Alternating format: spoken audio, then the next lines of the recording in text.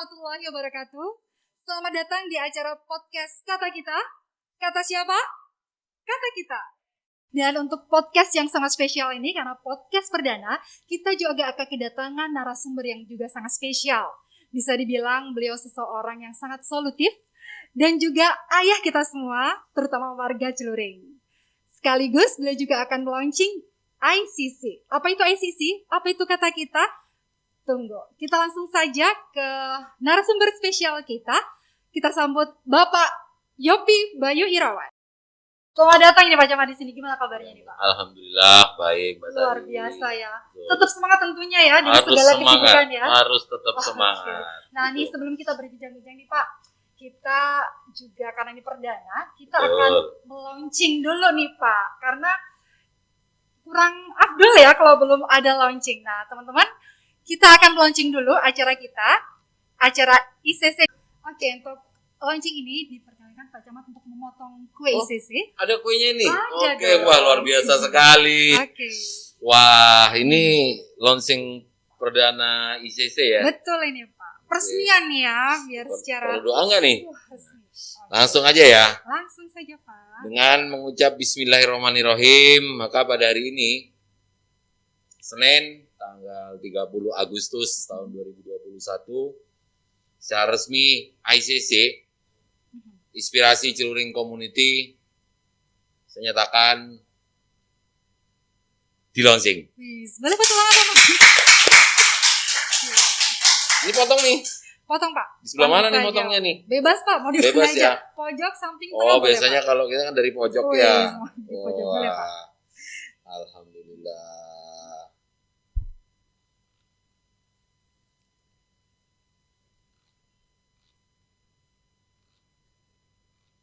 Ini untuk yang perdana siapa nih? Buat Bapak sendiri boleh atau buat Nah, ini saya spesialkan khusus hostnya ya. Wis, terima kasih. Oke, Oh, sip. silakan. Oke, terima kasih Bapak. Sama-sama. Oke, menurut Bapak sendiri nih, ICC itu apa sih sebenarnya? Karena teman-teman di luar sana juga mungkin ingin tahu Pak, apa sih sebenarnya ICC itu? Manfaatnya apa? Terus mungkin apa yang mereka bisa ambil dari ICC itu bagaimana Pak? Menurut Ya, Bapak sendiri? terima kasih Mbak Sari. Jadi ICC ini sebenarnya kita kalau kita bentuk atau kita dirikan ya, ini sebenarnya merupakan sebuah wadah. Ini kan kalau dari singkatannya Inspirasi Celuring Community. Oh, Inspirasi Ya, Celuring Celuring Community. Community. Oke. Jadi merupakan sebuah wadah di mana masyarakat Celuring, ya, masyarakat Celuring ini bisa menyampaikan aspirasinya, kemudian Oke. menyampaikan juga menampilkan kreativitasnya, kemudian juga menyampaikan permasalahan-permasalahan yang dihadapi di mungkin secara pribadi atau secara kelompok dan lain sebagainya. Nah, disinilah nanti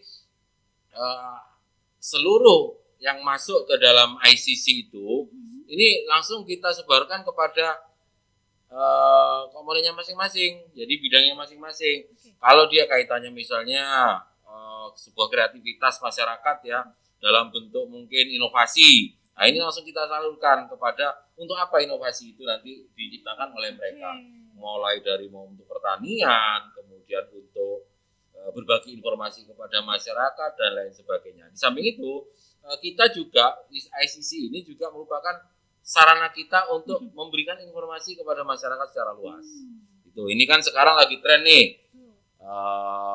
Penyampaian informasi melalui media-media yang sudah mungkin tidak konvensional kita tinggalkan yang sudah konvensional ya, dari radio ya, kemudian mungkin dari televisi. Sekarang ini kan zamannya YouTuber ya, Pak. kemudian zamannya lagi selebgram ya, Instagram dan lain sebagainya. Kita berupaya menyampaikan informasi itu melalui saluran media sosial yang ada ini, yang sekarang lebih banyak digemari oleh masyarakat, tidak hanya kaum muda, sampai nenek-nenek pun sekarang Betul, suka ya dari media anak-anak ini. sampai Iya, dari anak-anak pun, Betul. dari anak-anak sampai dengan dewasa.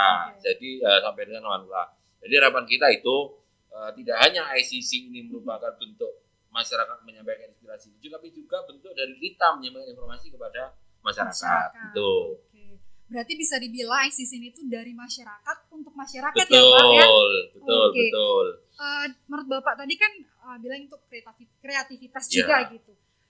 Bisa ada contoh nggak Pak kreativitas? Maksudnya mungkin hobi yang bisa dikembangkan atau hanya untuk sesuatu yang bisa untuk masyarakat? Nah, ini kita ambil yang paling mudah aja ya. Iya. Misalnya sekelompok masyarakat, ini anak muda misalnya di suatu desa tertentu, dia punya kreativitas di bidang seni. Oke. Nah, di bidang seni. Cuman dari situ dia bingung mau disalurkan melalui apa. Nah, melalui media yang ada saat ini mungkin udah sering ya tampilan di panggung dan lain sebagainya. Mungkin dia tidak ada kesempatan. Tapi disinilah kita ciptakan media di mana mereka bisa menampilkan kreativitasnya. Berarti bisa Gitu. dibilang ini langkah awal untuk Betul. mereka ya Pak. Pijakan Pintu awal. pembuka lah, pintu Oke. pembuka lah. Nah teman-teman di sana tadi Pak Camat sudah menjelaskan bahwa ICC ini juga ajang untuk menampilkan kreativitas kita semua. Nih, buat para warga Celuring nih terutama ini siap-siap yang punya potensi apapun atau punya ide apapun bisa dipersiapkan nanti akan bisa juga tampil di sini nih, kita panggil di sini. Oke Bapak, terkait ICC sendiri, podcast ini pun bisa dibilang kata kita ya Pak ya, tadi ya tunjuknya. Menurut Bapak sendiri bagaimana Pak tanggapan tentang acara kita ini? Ini luar biasa sekali. Ini luar biasa karena mungkin baru kali ini ya ada proses sosialisasi proses penyampaian informasi kepada masyarakat melalui media yang seperti ini. Sebelumnya ya kita konvensional, ngumpulin orang, kita ngasih arahan ceramah dan lain sebagainya. Tapi dengan seperti ini kita kan nggak perlu ngumpulin orang banyak-banyak nih, apalagi masa pandemi nih. Benar. Nah, pandemi. Jadi kita berupaya tujuan kita memberikan informasi tercapai, tapi tidak ada hal yang harus kita baik. Gitu. Berarti semua bisa mengakses ya Pak. Dengan lihat podcast ini bisa tahu informasi, bisa tahu inspirasi apa yang bisa dikembangkan dan segala macam ya Pak. Sangat luar biasa teman-teman ini Kecamatan Celuring. Boleh tepuk tangan dulu Kecamatan Celuring. Dan tidak hanya kreativitas ya Bu ya. Jadi ini juga bentuk promosi juga nanti bagi mungkin saudara-saudara kita yang ada di desa yang punya usaha yang kita namakan sekarang UMKM ya. Mungkin kesulitan untuk promosi, kita bantu promosinya melalui media ini. Luar biasa ya Pak. Ya benar nih. Jadi ini itu hanya untuk warga Celuring atau bagaimana nih Pak? Ya sementara ini kita fokuskan kepada warga Celuring ya. Tapi kalau memang ada dari warga desa lain di luar wilayah Kecamatan Celuring ya kami siap-siap saja. Oke, benar. Ini bicara tentang UMKM nih, nggak luput dengan kondisi sekarang ini Pak. Seperti kita tahu bahwa COVID-19 ini semakin meluas aja nih. Sampai sekarang juga sepertinya belum ada kelihatan ujungnya begitu ya. Mungkin masih proses, alhamdulillah sudah menurun, tapi belum kelihatan ujungnya. Nah kita bicara tentang UMKM nih Pak. Di era pandemi ini bagaimana ini Pak? Langkah dari pihak pemerintahan Celuring sendiri untuk mengatasi masalah tersebut, Pak. Jadi ini Mbak Sari, memang semua ya, hampir semua bisa dikatakan terdampak ya di pandemi ini. Tidak hanya pelaku usaha, semua sektor terdampak. Nah, harapan kita dengan kondisi mereka yang terdampak ini, kita berusaha tetap bisa memberi sesuatu untuk mereka. Tidak hanya dalam bentuk materi, tetapi juga dalam bentuk pendampingan. Tentunya kita tidak bisa bergerak sendiri. Kita tetap menggandeng dari tim atau dinas yang khusus menangani kegiatan di UMKM itu. Jadi kita berupaya untuk tetap memberikan memberikan solusi agar bisa mereka keluar dari kondisi yang terdampak pandemi ini. Saat ini pun pemerintah juga sudah turun tangan terkait menangani kondisi ini. Pemerintah juga sudah memberikan bantuan kepada UMKM. Seperti di Kabupaten Banyuwangi sendiri ini ada istilahnya warung wenak ya, warung naik kelas ya, kemudian ada bantuan yang kemarin dari pusat juga ya untuk para pelaku usaha khususnya UMKM yang bekerjasama dengan salah satu bank nasional itu yang langsung ditransfer kepada mereka. Kalau yang wenak ini dalam bentuk barang yang dilakukan oleh Pemkab kita Kabupaten Banyuwangi. Gitu. Ini mungkin sekedar informasi Pak, karena mungkin teman-teman di luar sana pelaku UMKM mungkin belum tahu jelas langkah apa yang harus mereka lakukan Pak untuk mungkin mendapatkan bantuan itu langsung ke desa masing-masing atau seperti apa Pak? Bisa, jadi desa ini juga membuka pintunya untuk memfasilitasi mereka untuk bisa mendaftarkan sebagai penerima alokasi bantuan untuk UMKM tersebut. Walaupun secara apa yang digariskan bahwa bantuan itu diberikan kepada mereka yang sudah terdaftar sebelumnya ada di database mereka. Tetapi tidak menutup kemungkinan bagi pihak UMKM lainnya yang belum terdaftar ini bisa segera mengambil langkah untuk bisa mendaftarkan sebagai calon penerima bantuan bisa UMKM menghubungi tersebut. pihak pemerintah desa masing-masing Ya, Pak, bisa. Oke, biar bisa ditindaklanjuti. Ini masih berbicara tentang COVID-19 nih Ya. Pak. Ini seperti yang kita tahu sekarang sudah ada rumah isolasi gitu Pak di setiap kecamatan ya mungkin ya. Bisa dikatakan gitu, hampir di setiap kecamatan ada rumah isolasi. Oke, bisa dijelaskan tentang hal itu Pak. Itu siapa saja sih yang berhak masuk ke situ atau jadi gini, untuk rumah isolasi yang kita buatkan terpusat ya di wilayah kecamatan ini kan tujuannya satu untuk mengisolir mereka. Mengisolir kita ambil kata-kata yang agak kasar dikit lah, mengisolasi mereka. Artinya kita berupaya agar mereka ini tidak lagi menularkan COVID kepada pihak luar. Ini kan berupaya kita untuk memutus rantai penularan COVID, Mbak. Kalau kita biarkan mereka isolasi mandiri di rumah masing-masing, ini pengawasannya sulit. Kita punya personil juga terbatas, tenaga kesehatan kita juga terbatas. Nah, kalau terpencar di beberapa titik ini kan juga makan waktu, makan tenaga dan makan biaya. Oleh karena itu kita berupaya, ini juga kebijakan dari Pemkab, tidak ada kebijakan Pemkab ya, kebijakan pusat juga bahwa diupayakan untuk warga terkonfirm COVID yang saat ini menjalani isolasi mandiri diharapkan bisa menjalani isolasi di tempat rumah isolasi di rumah isolasi terpusat itu. Nah, tapi hanya ada beberapa kriteria sebenarnya karena rumah isolasi terpusat ini lebih kita spesifikkan sebenarnya juga untuk warga yang kondisi rumahnya ketika mereka melakukan isolasi mandiri ini tidak layak. Oh baik, mungkin ada keluarga di situ. Ya satu, untuk ketika keluarganya tidak terkonfirm, kita harus pisah bersangkutan. Kemudian ketika kondisi rumahnya secara kesehatan tidak layak untuk orang yang yang mempunyai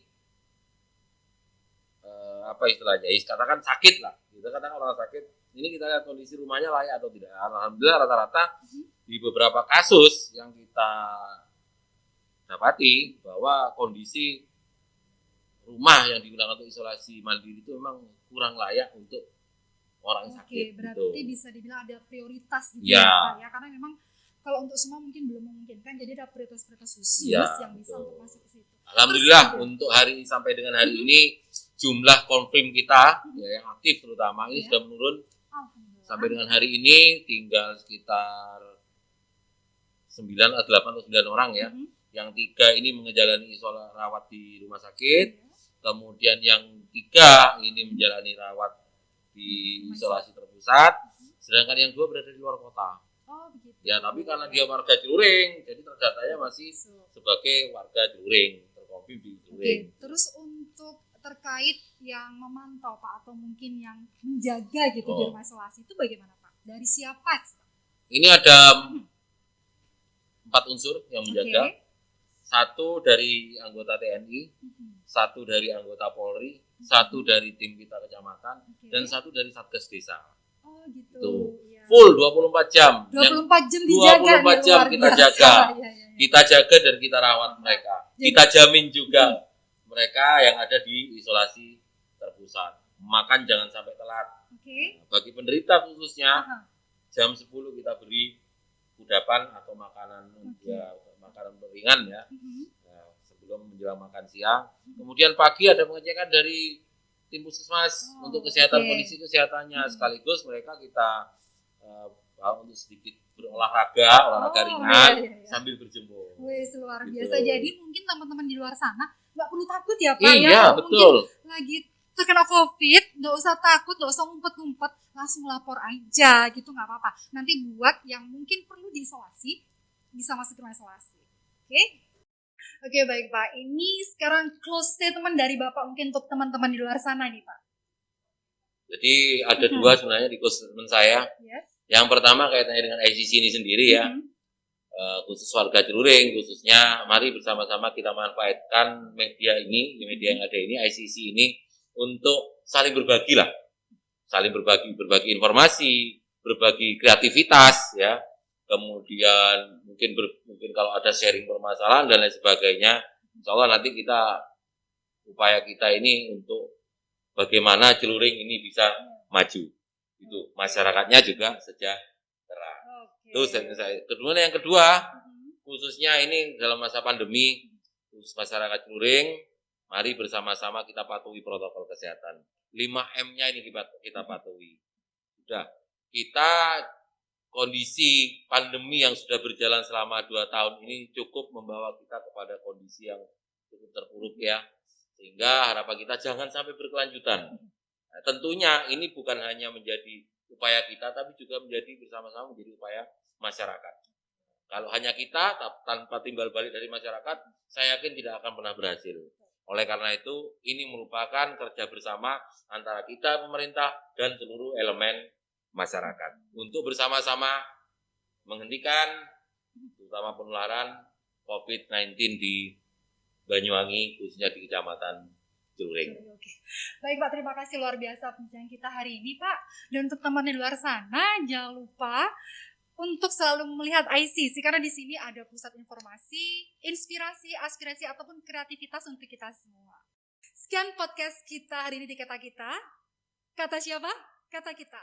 Bersama ICC kita majukan Kecamatan Celuring.